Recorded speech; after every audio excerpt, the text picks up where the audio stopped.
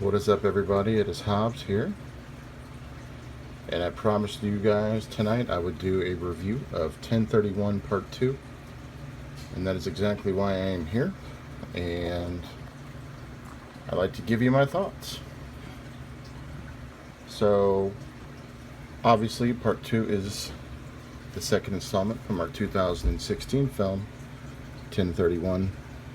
These are both covers that are originally different. These are collector's edition. I don't think you can get these in the mainstream right now without paying a little bit of cash, but that is the first one. I absolutely loved that one. We will keep that one in the background for nostalgic purposes.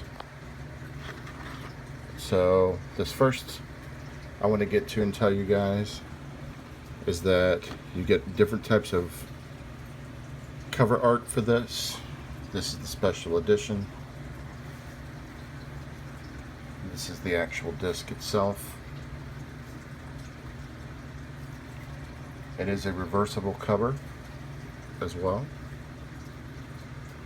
which I really dig that. You do get 5 segments. This particular Part 2, and that is your reverse cover art as well. I think I'd probably go with that one.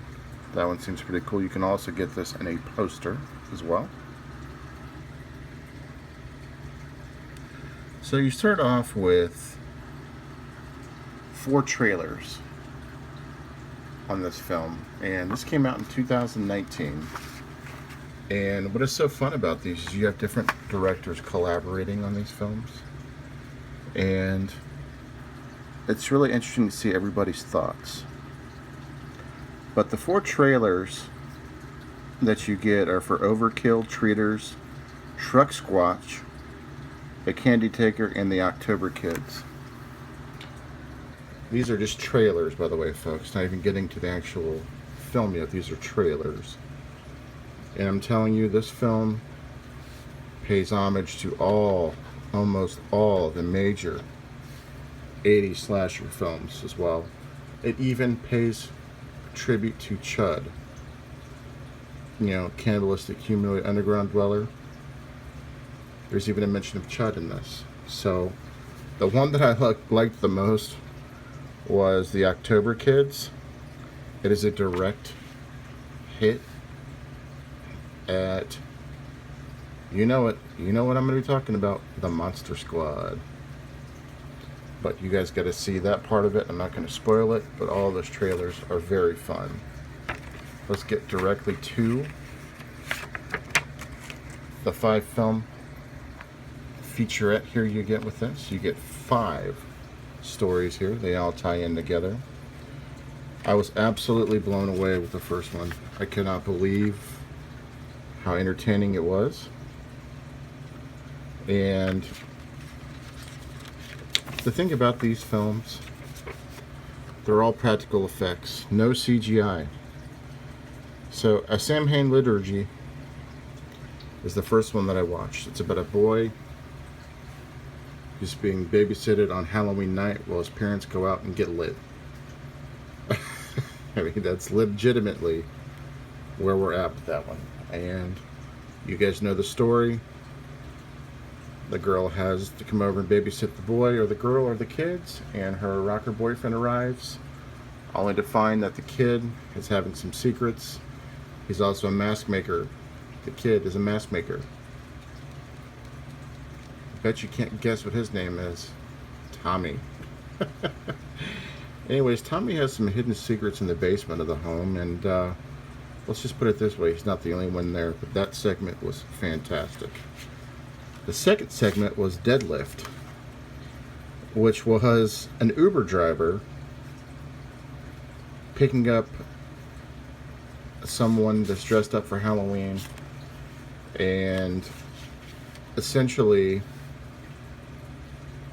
he tries to play mind games with him as he's trying to drive him to the place. It's almost kind of like watching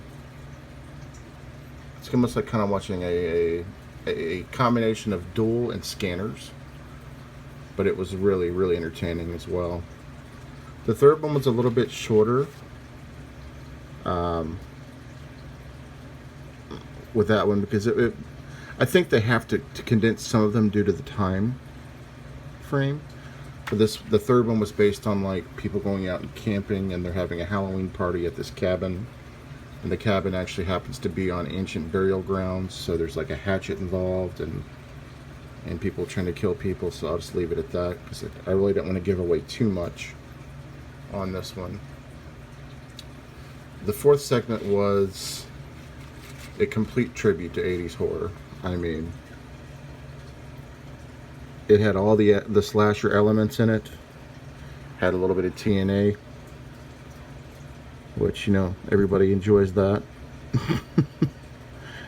And it just, I was blown away as well with this one. I just can't believe how much fun I had with these. And the fifth story, well, let me get back to the fourth one. So essentially, it's trick or treat, and there are people walking around dressed like Jason Voorhees, Captain Spaulding, but they're off-brand. It's almost like when you get cornflakes and you get that off-brand, but you know what they're talking about.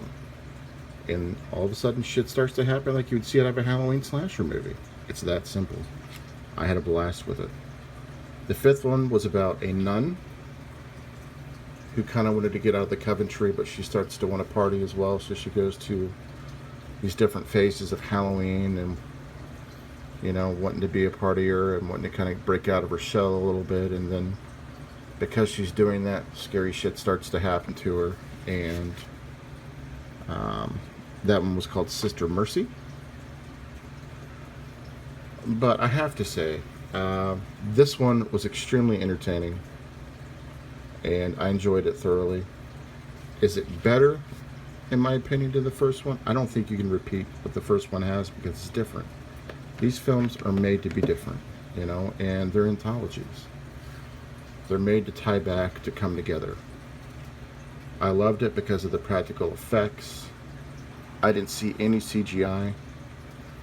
I love the Halloween feel to it. I loved the 4 trailers in the beginning. You didn't have trailers like this in the first one. And it takes you back to the classic 80s feel. Now, on the first segment, the one that I loved so much, it actually had a bit of a granny look to it. Almost like it was, almost like, I don't want to say like a Grindhouse feature, but almost kind of like like it was filmed on Super 8. Maybe it was filmed back in, like, with a low-budget camera, just to give it that 80s feel. So, you know, 1031 Part 2, highly, highly recommended. You have something for everybody in these, and I'm ready for a third one. I hope they make a third one. You know, Rocky Gray is a part of these as well. I believe he was the drummer for Evanescence. I'm not for sure. But these are just, he's actually on Facebook too, and I follow him on Facebook, and he always puts out information about these, and it's just so exciting whenever you hear about 1031. But anyways, go check this out. I think you can get it on eBay. You can also order it directly if you just type in 1031 Part 2 on Google.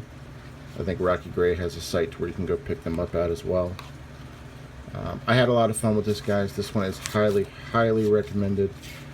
But if you've not seen the first one, I would start there and work your way up. Other than that, hope you guys are having a great evening. That is my review of 1031 Part 2. Again, well made, practical effects, no CGI, great storylines. Catch up with you guys later. This is Hobbs. Peace.